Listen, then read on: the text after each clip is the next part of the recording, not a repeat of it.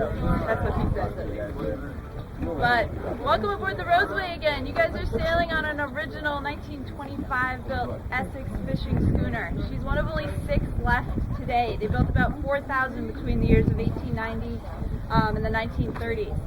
And the primary purpose of these boats was commercial fishing. They'd sent them out to the Grand Banks off the coast of Nova Scotia, several other fishing banks in the New England area to fish, mainly for cod. This boat, however, was a little bit different. She was actually privately commissioned by a wealthy lawyer from Boston named Harold Hathaway, and what he wanted was a yacht. He wanted to take his buddies out, smoke some cigars, drink some beers, and catch some trophy fish. So they were going for swordfish on this boat instead of smelly, stinky cod. The way they did it was pretty cool actually, and kind of hard to believe these days, but they actually sent men out on the bowsprit there. They'd have someone aloft spotting the swordfish in the water, and the guys on the sprit would harpoon them. They would pull them up on deck, and I don't know how much you guys know about swordfish, but they can weigh up to 500 pounds, so it's pretty incredible that they would do that. They would drag them up on deck, clean them out, and they were kept down in the fish hold, which is this doorway right here. Leads down to a compartment below decks that would have been filled with ice, and it was like a big refrigerator basically where they kept the fish until they returned to port. We still call it the fish hold, but today students live down there and paying passengers. So not as stinky most of the time. But yeah, that's what they did.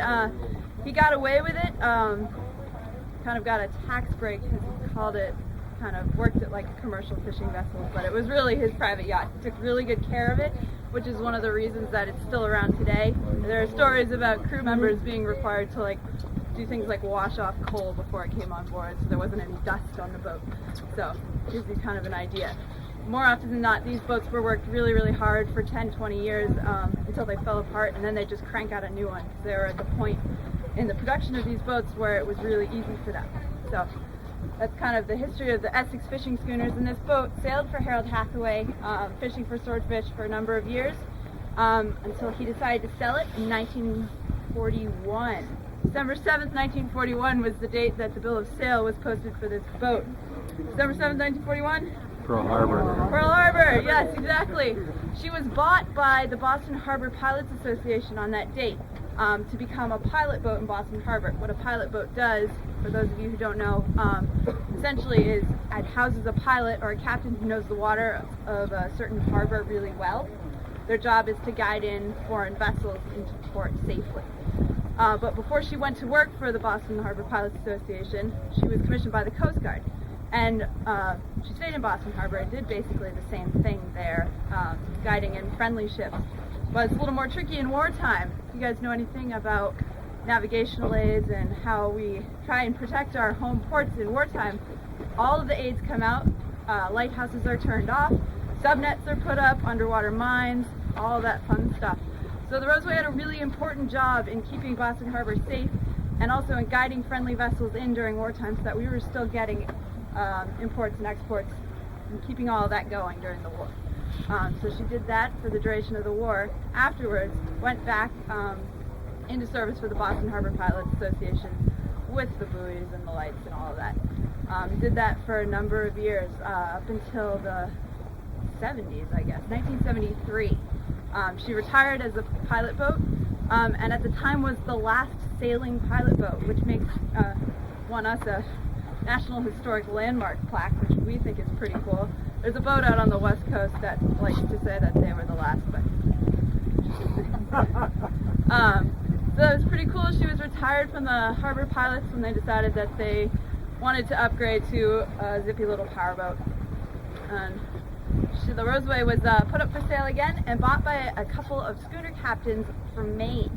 And if you guys know anything about the sailing tradition in Maine, there's a whole fleet of old wooden schooners. Some are as old as the late 1800s. And they took her up there and they added her to this fleet. They're called windjammers. And it's basically like a cruise industry up there. They take passengers out for a week at a time or day sails.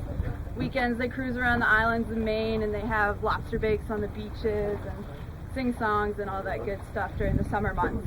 And it's a really cool thing. It's a neat little community that goes on up there, and the Roseway was part of it for the 70s and 80s and the early 90s. These guys ran a really great business on her. If you know anything about maintaining old wooden boats, though, it takes a lot of work, especially on this scale. There was one year the Coast Guard came on for their annual inspection, and they found a little bit of rot. And that's bad news on a wooden boat, and she was actually shut down that year because they deemed her unsafe to take out passengers.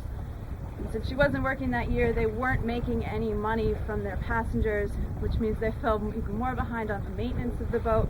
Things compounded for a number of years until finally the boat was repossessed by the bank. Captains lost her.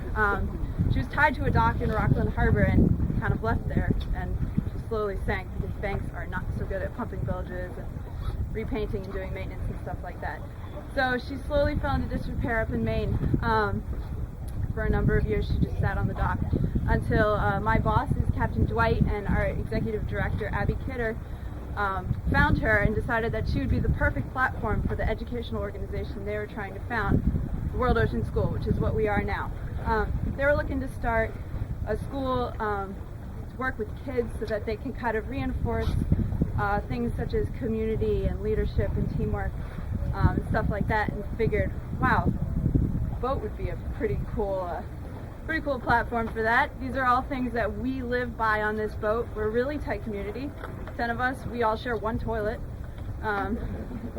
Gives you kind of an idea. But they bought the Roseway for $10 from the bank. $10. She was sunk, remember, but $10, pretty cool. They asked for her for free, but because the bank is the bank, they didn't give it to them for free. $10. And then a few days later wrote a check for $1.3 million for the restoration of this boat. She was brought up to Booth Bay Harbor. They pulled her out of the water, and in 18 months had her reconstructed well enough to put back in the water so they could finish the rest of the maintenance, get her sailing again. This was all done through really generous donations from our supporters, and we are now a nonprofit. We do fundraisers all year long. The sales of our day sales, fun like that, and also the t-shirts in our store and drinks and snacks and stuff like that all go to supporting our educational program. Our home port is now St. Croix in the U.S. Virgin Islands. We're down there for 7 months of the year, and that's where the bulk of our educational program happens. We work with underserved public 7th graders from the island, from the public schools on the island. We take them out sailing with us for 3 hours a day for a week. We have a whole curriculum that's kind of based on expanding the stuff that they get in school. So we do, and it all kind of in relation with sailing in the ocean. So we do marine biology and the science and the math that's related to sailing, the physics, all of that, all the while kind of talking about community and kind of reinforcing those things we talked about, trust and communication and all the things that you need to have in a community to function well. In the summer we're up in either the New England area or the Nova Scotia coast. This summer we're in the Great Lakes doing this festival. We do educational programs in the summer too. It's a little bit different though. It's open to kids, any kids age 12 to 16, and they actually get to come and live on board with us for 2.5 weeks. They sleep down in the fish hold, they eat with us, they learn how to sail this boat, help us clean it, take care of it, wherever it is that we happen to be. And they also, the ports that we go into, they'll actually go ashore and they'll do community service projects in every port. They'll kind of integrate themselves with the community for however long we're there and get to do some really cool different things in our port. For example, let's see, what did we do this summer? We went to Bayfield, Wisconsin. The kids that we had on board then, they went berry picking on a farm. We picked 40 pounds of blueberries in 2 hours. It was pretty incredible. We had 8 kids on, so we get to do some really fun stuff with them. And it's an amazing experience. They definitely come back different. So if you guys know any 12 to 16-year-olds, definitely pass on the word. All the information's on our website. So that's what we do now. We have the Roseway, and she's the platform for our educational program. And we're really glad you guys are here. We like taking people out and sharing the boat with her. And yeah, thank you so much for coming out and for listening to me.